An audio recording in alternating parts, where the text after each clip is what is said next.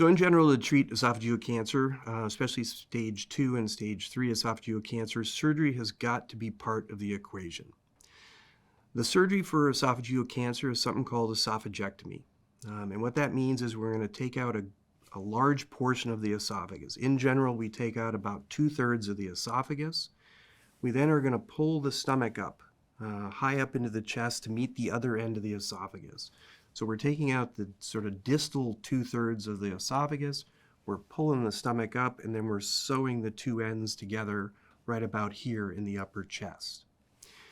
Now that's a significant lifestyle change for patients. For one, part of their stomach is now being used as a new esophagus, and so they're not going to have as big of a reservoir for eating. So patients generally will have to eat smaller portions more frequently, and many of them can struggle to maintain their weight because of that.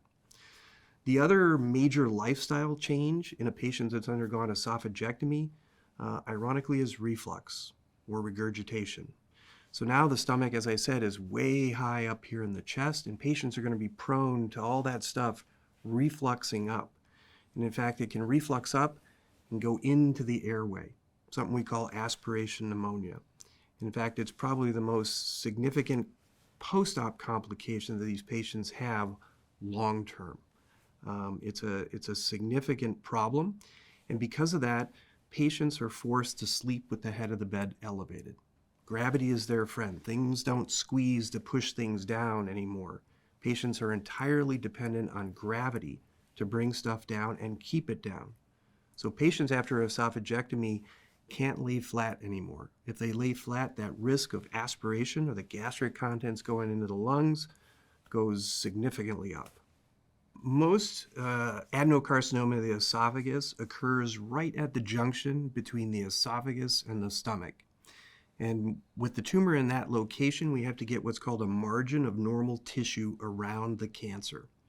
So that just means when we take it out, we've got to have at least a few centimeters of normal uninvolved tissue to make sure that we've gotten all the cancer. So for a tumor located right at the junction between the esophagus and stomach, that means we've got to take out part of the stomach also. And so by doing that, it decreases the size of the patient's stomach. And again, patients are going to be unable to eat those large, typical American meals and are be forced to eat smaller portions and eat more frequently to maintain their weight.